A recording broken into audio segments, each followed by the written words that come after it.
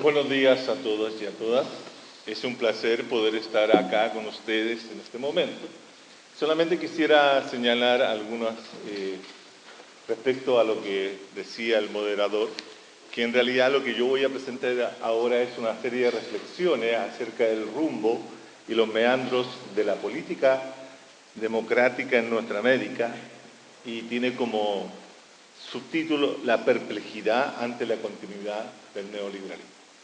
Y que lo que él anunciaba, indudablemente, que es el libro Política sobre Bolivia hoy, una democracia anticolonial o postcolonial, es lo que voy a referir mañana al momento de la presentación del texto propiamente tal.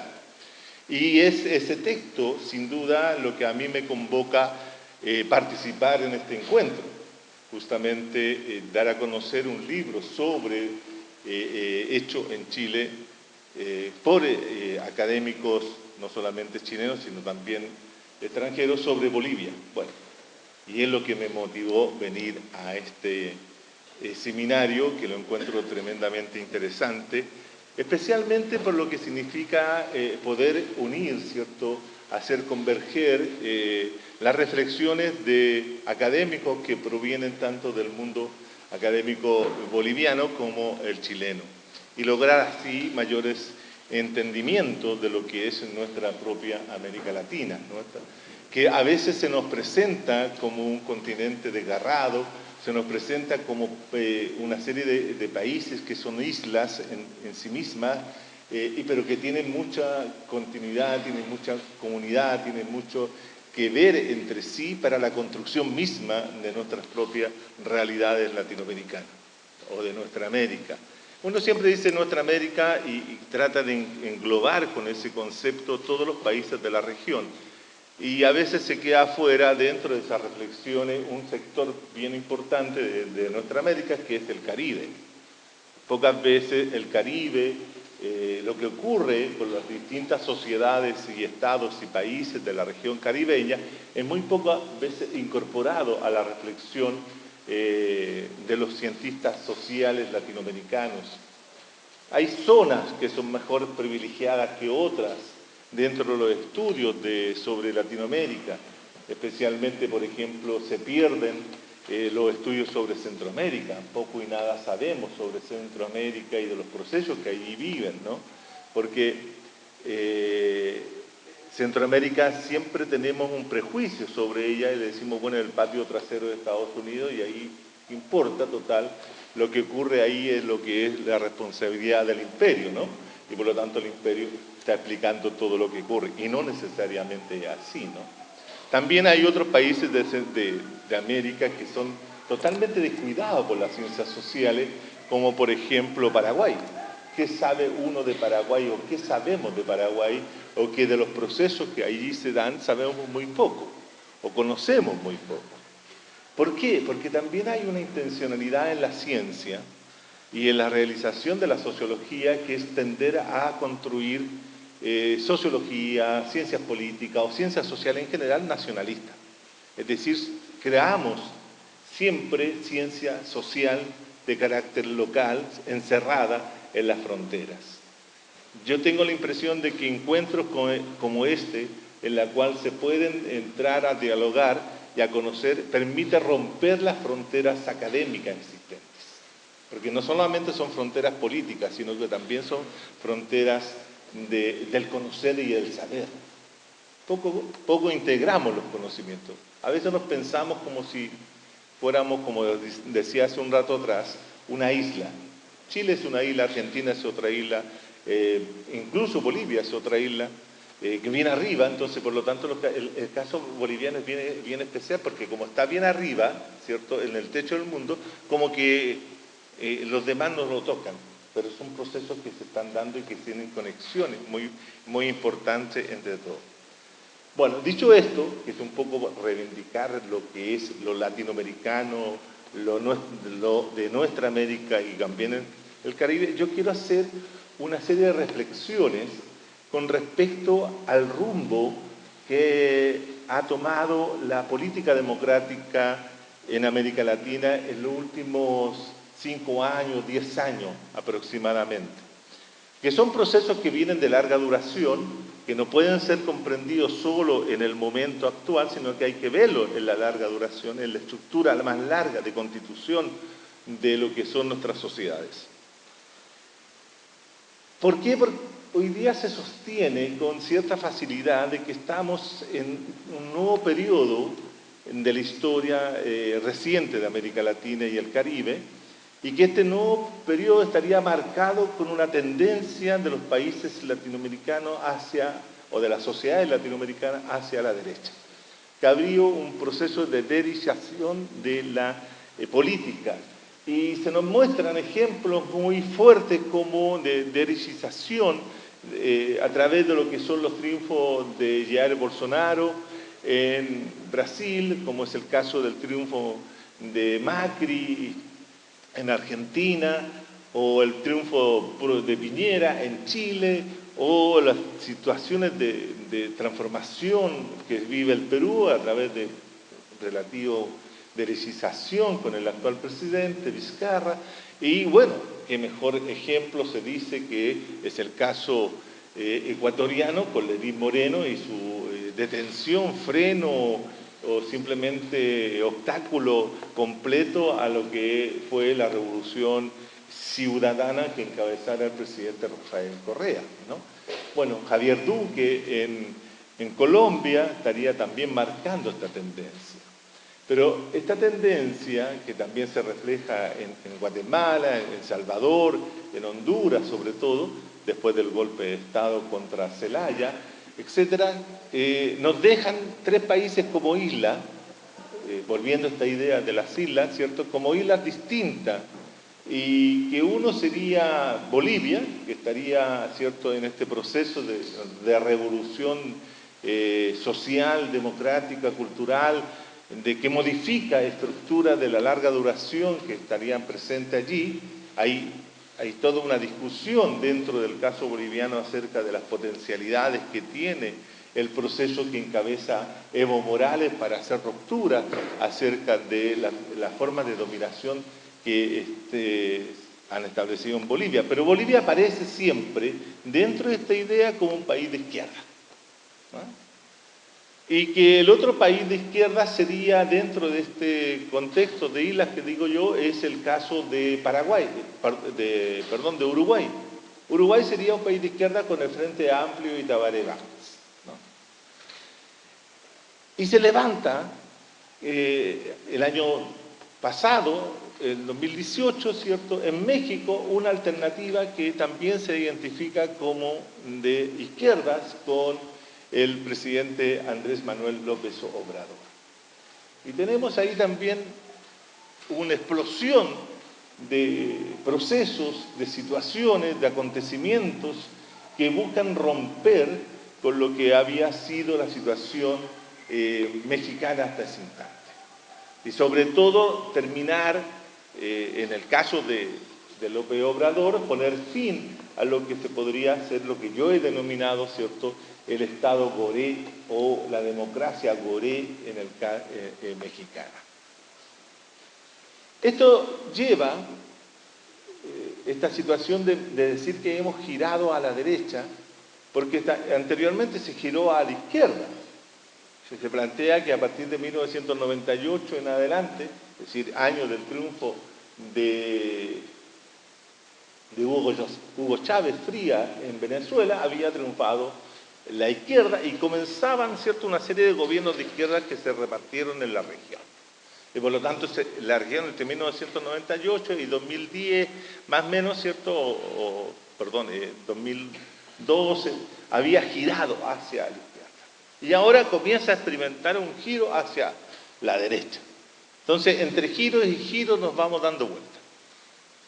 Pero la pregunta acá es que realmente el ciclo del 98 al 2015, 2012, pongan ustedes la fecha que más o menos sale elegido Macri y otros, hay un giro realmente hacia la izquierda. Y si realmente hoy día estamos en un giro hacia la derecha. Y aquí nos lleva a una cuestión bien especial, que es preguntarnos qué significa izquierda y qué significa derechas. La discusión en torno a la existencia o no del eje izquierda-derecha. Curiosamente, hoy día, o sea, no hoy día, pero en este contexto actual, ¿cierto?, se está negando, curiosamente, la existencia del eje.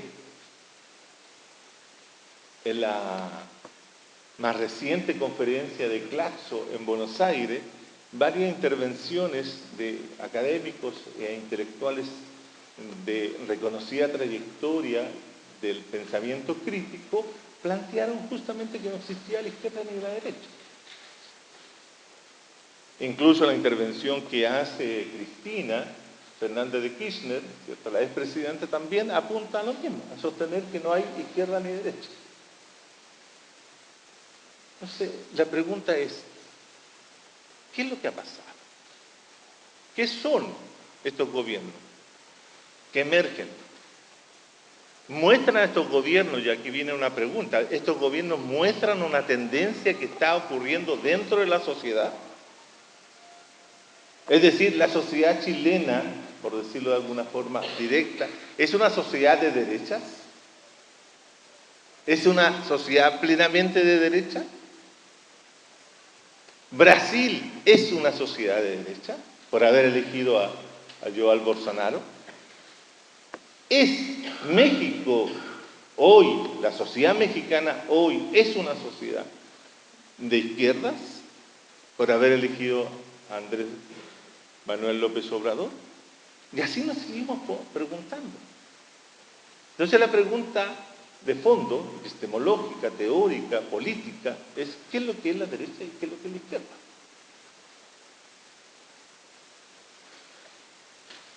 Entonces, ¿qué es lo que es ser de izquierda hoy en pleno siglo XXI? O a comienzo del siglo XXI. ¿Qué es lo que es ser de derecha? ¿Qué es lo que la derecha define? Aquello que es la posesión de los grupos dominantes, de las clases dominantes, de las clases dirigentes, en torno a la defensa y preservación y reproducción del sistema capitalista. ¿Eso es ser de derecha? Y ser de izquierda significa modificar, alterar radicalmente esa dominación establecida por esos grupos. Porque si yo me pregunto si realmente a partir del 98 en América Latina y el Caribe surgieron alternativas políticas que pudieran terminar con el capitalismo. No solamente con las políticas neoliberales establecidas en la región, sino terminar o poner fin con el capitalismo. En otras palabras, había la constitución de una posibilidad de la revolución en perspectiva socialista.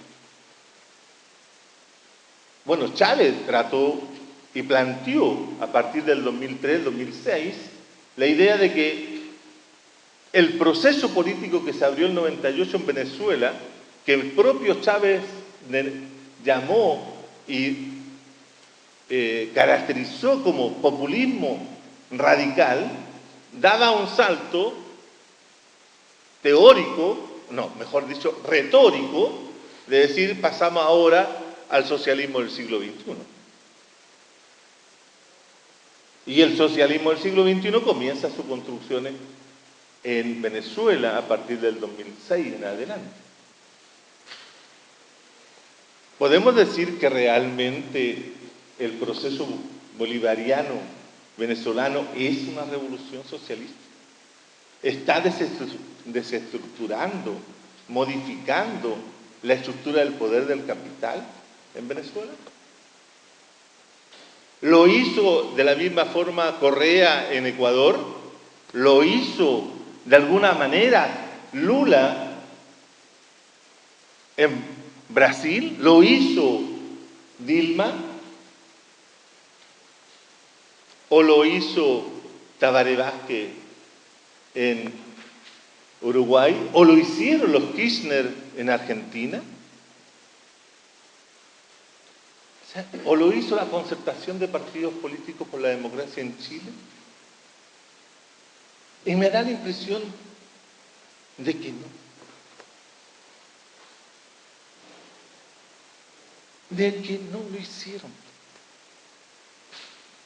Lo que hicieron, y podemos acá citar a un libro que publicamos nosotros hace algún tiempo atrás en la Universidad Arcis, de Manuel Antonio Carretón, que hicieron lo que él dice, ¿no? Un neoliberalismo corregido y un progresismo limitado.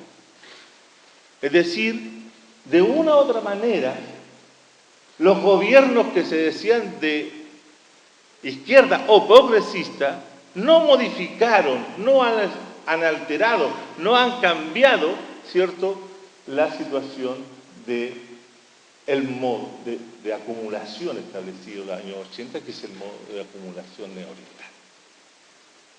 Y de ahí en adelante han seguido manteniendo la estructura.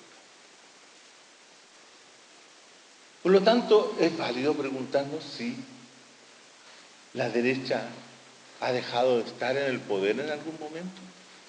Si la derecha la entendemos como aquella que construye, ¿cierto?, defiende y genera, ¿cierto?, el sistema capitalista. Y tengo la impresión de que la derecha en América Latina fue derrotada políticamente, o mejor dicho, perdió el gobierno, pero nunca perdió el poder.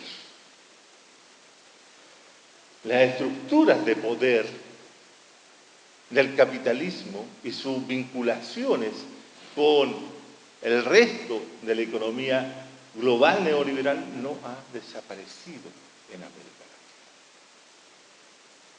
Latina. Y ahí están todavía las estructuras poderosamente fuertes y instaladas. Es más, yo tengo la impresión, y lo he dicho en otras oportunidades, que América Latina se volvió neoliberal hace 40 años y no ha dejado de ser. Y no ha dejado de ser.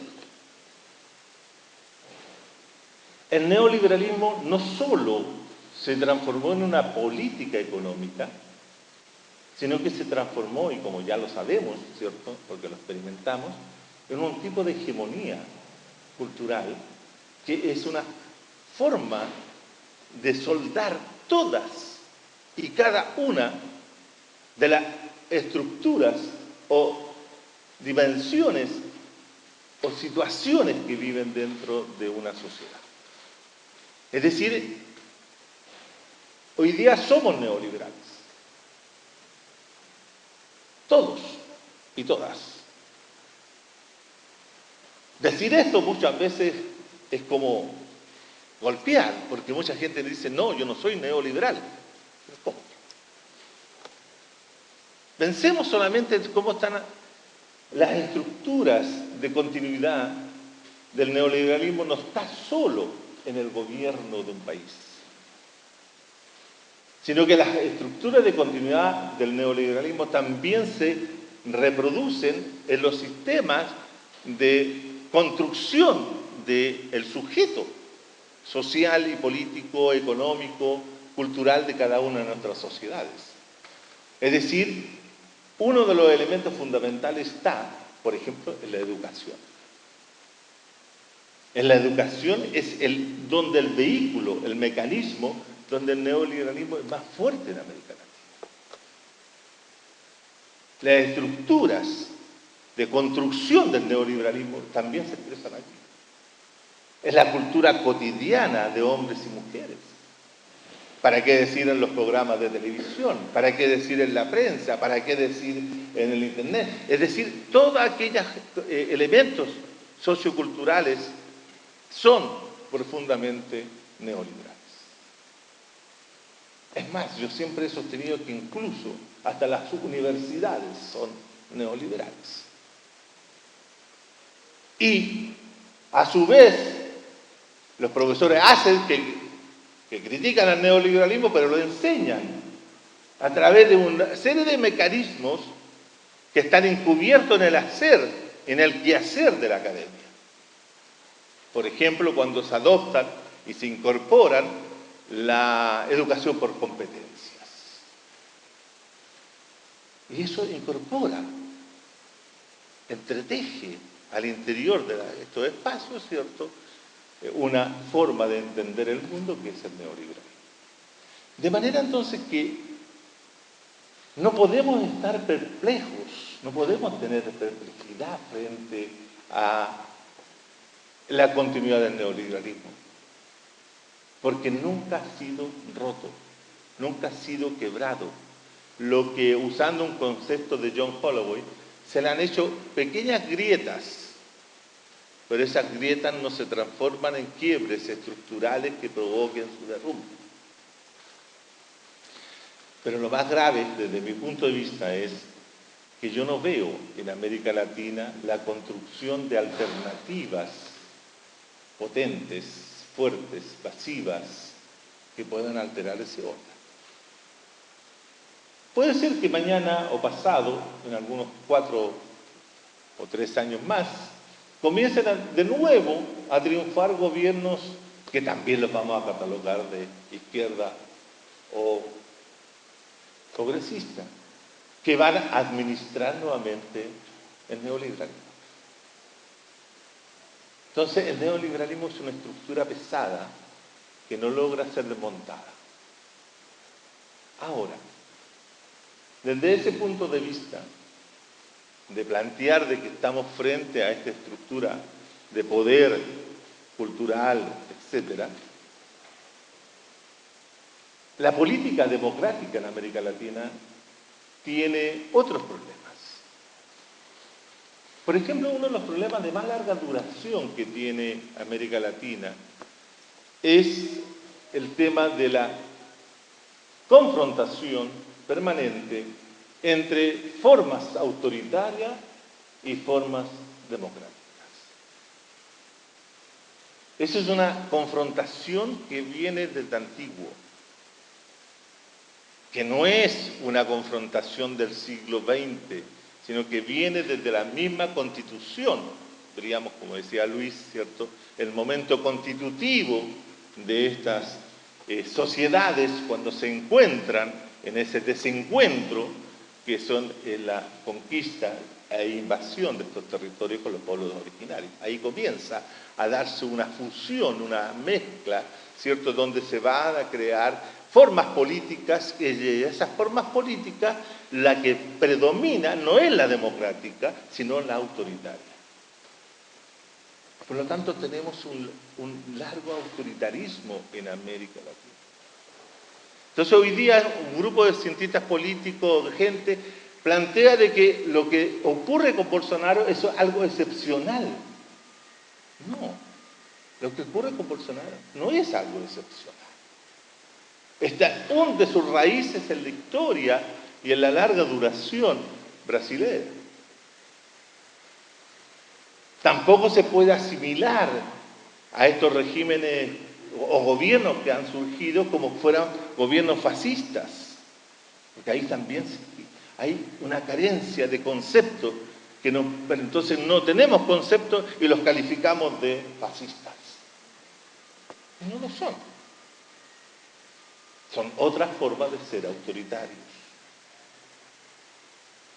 Pero el problema del autoritarismo no es solo un problema que afecta al tipo de gobierno o ejercicio que realizan los presidentes en América Latina, sino que lo que quiero también llamar la atención es que el autoritarismo lo tenemos también dentro, ¿cierto?, de nuestras propias relaciones sociales, nuestras propias relaciones cotidianas de vida. El levantamiento, la movilización que hoy día experimentan, ¿cierto?, y ejercen el movimiento femenino y el movimiento de mujeres a nivel latinoamericano y chileno, tiene que ver con eso, con el autoritarismo y patriarcalismo permanente de los hombres frente a las mujeres. Por lo tanto, ahí hay elementos de esta construcción autoritaria, de esta cultura autoritaria latinoamericana. Fíjense ustedes que se da el caso más curioso. Se señalan por algunos analistas que Bolsonaro es un autoritario de derecha, por lo tanto un fascista. Pero se levantan voces desde la derecha o desde pensadores e intelectuales y analistas de la política mexicana que se ubican dentro de las tendencias que podríamos decir de derecha, ¿cierto?, que acusan a Andrés López Obrador como también como autoritario. Pero ahora un autoritario de izquierda. ¿Captan?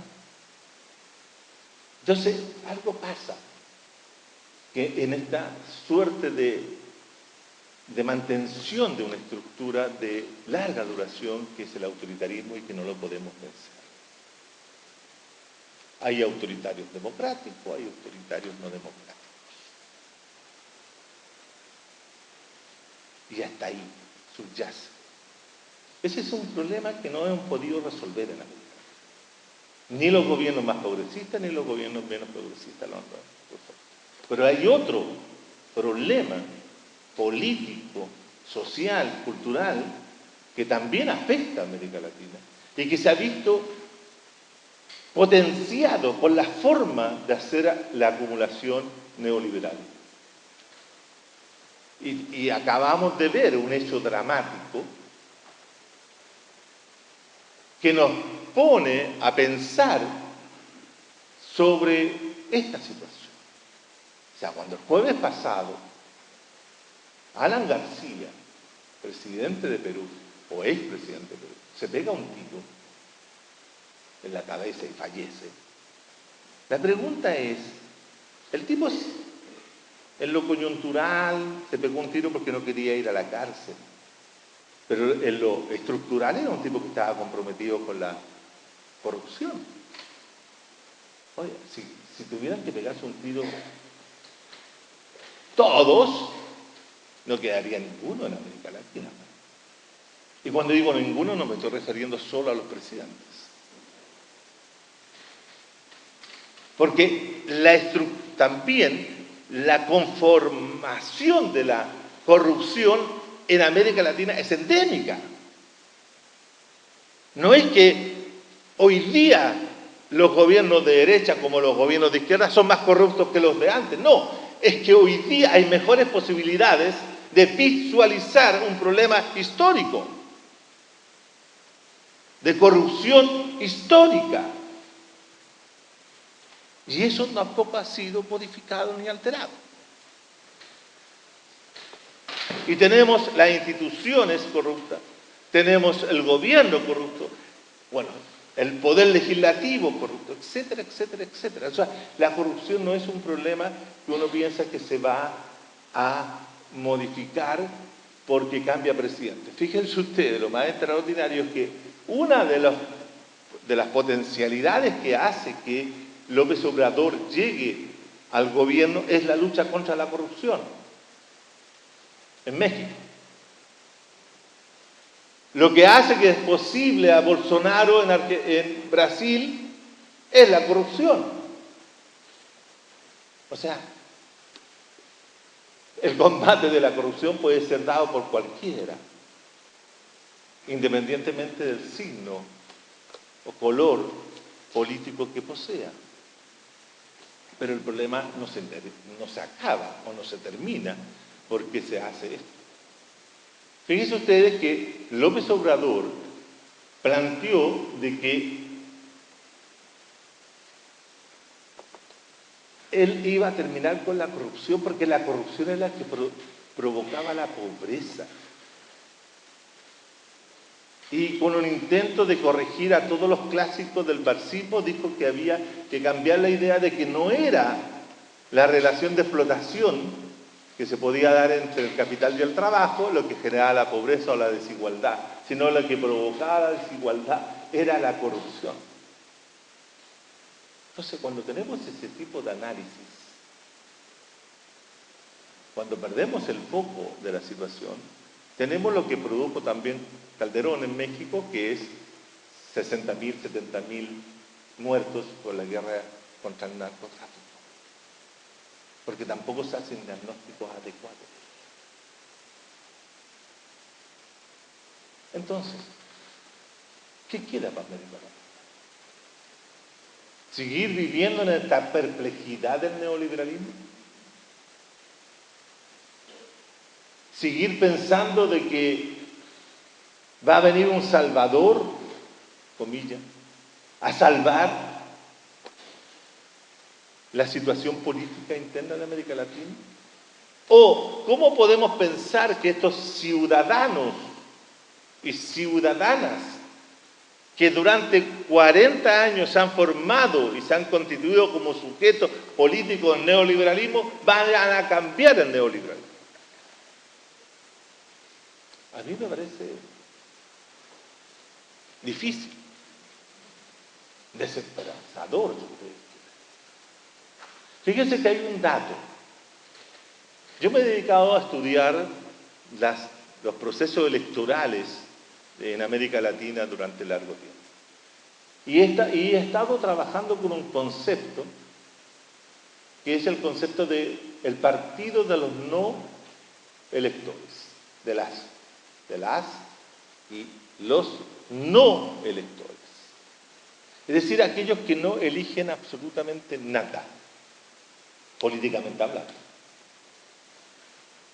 Y la mayoría en cada una de las sociedades, en cada una de las sociedades que he estudiado, el 60% aproximadamente no participa en procesos electorales. 60% de la población. Hay algunas sociedades que tuvieron muy altos índices de participación, por ejemplo, el caso venezolano, que después de un tiempo de tener bajísimas participaciones, sube durante el periodo de Chávez, pero ahora ha vuelto de nuevo a tener una bajísima participación, y lo vimos en la última elección de Maduro. En Colombia, históricamente, la gente no ha votado. Pero también comienza a notarse ese fenómeno en países que había tenido alta participación, y lo conversábamos recién con Luis, con respecto a los indecisos. Cuando comienzan a responder a encuestas que no sé por quién voy a votar, es porque se está escondiendo una intención de no votar. De no votar. En Brasil, la abstención llegó al 52% en esta elección.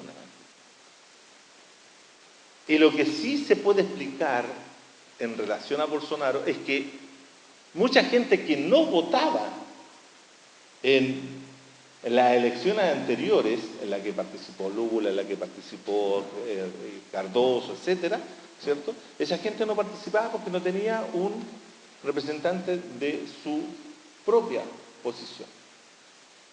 Y cuando aparece Bolsonaro, curiosamente se produce un vaciamiento electoral en la cual salen todos los electores de Lula, o gran parte de los electores de Lula, e ingresan un grupo de electores que no había participado antes y votan por Bolsonaro. Entonces se produce un recambio de personas, pero no aumenta la participación. Si todos los sectores anti-Bolsonaro se hubiesen unido para enfrentar la segunda vuelta, gana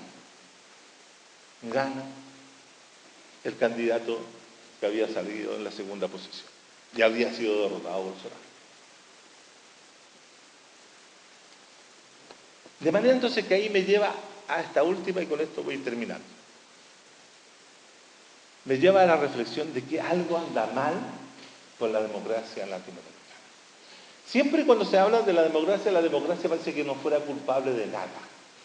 La democracia aparece como un simple régimen político inocente, un régimen que no es responsable de los resultados ni de las personales que se eligen en un determinado lugar.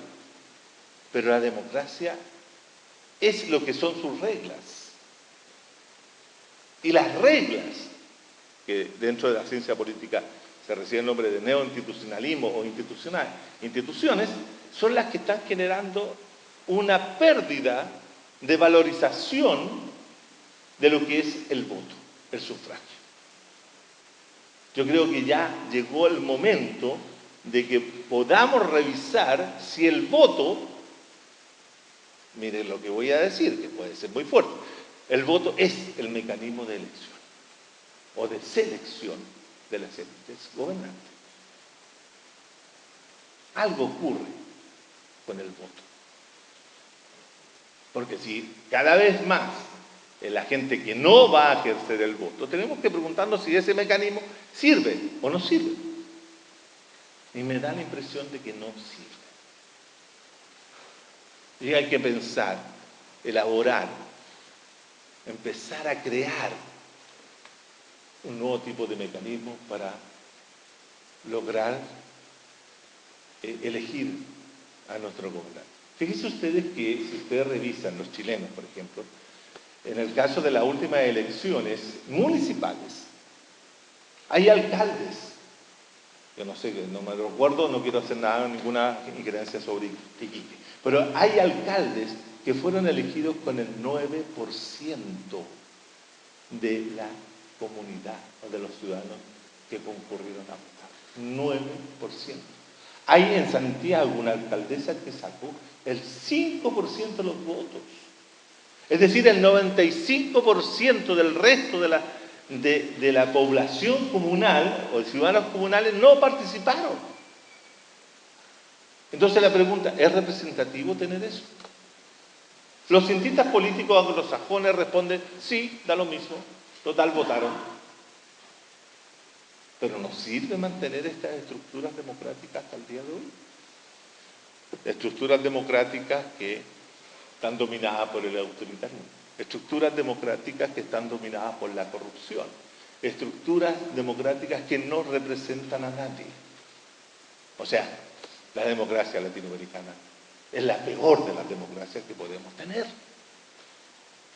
Por lo tanto, debemos pensar cómo superar esta forma democrática actual y dejar, ¿cierto?, de construir mayorías aritméticas. Porque las mayorías en América Latina son mayorías aritméticas. Son mayorías que se construyen a partir de una ficción democrática. Por ejemplo, ustedes saben perfectamente, y quiero poner el caso chileno como ejemplo, que Piñera sacó en la segunda vuelta un 54, 55, incluso dicen algunos 57%. ¿Pero es real ese 57%? No lo es. Si en la elección de Piñera no votó cerca de 11 millones de personas. Piñera fue elegido solamente con el 3 y tantos por ciento, con el 26% del padrón electoral general. Lo mismo Bachelet, lo mismo para atrás. Si usted vamos al caso mexicano, exactamente lo mismo, el caso Bolsonaro lo mismo. Sinceremos las cifras, rompamos esa ficción aritmética y vamos a ver que la democracia latinoamericana no está produciendo absolutamente nada democrático. Por lo tanto, tenemos que pensar estas cosas. Tenemos que reflexionar sobre aquello. Reflexionar qué es lo que significa izquierda. Yo no he dado ninguna definición de izquierda, tal vez para el debate. Tampoco he dado una definición de derecha, tal vez algo dije eso. Pero también pienso que el peor de los problemas que tenemos es nuestra propia democracia, que no es incapaz de frenar y ponerle coto al neoliberalismo. Que es, y con esto termino, cierro, el neoliberalismo fue una doctrina, no solamente económica, es una doctrina política y pensada para frenar la democracia liberal. Gracias.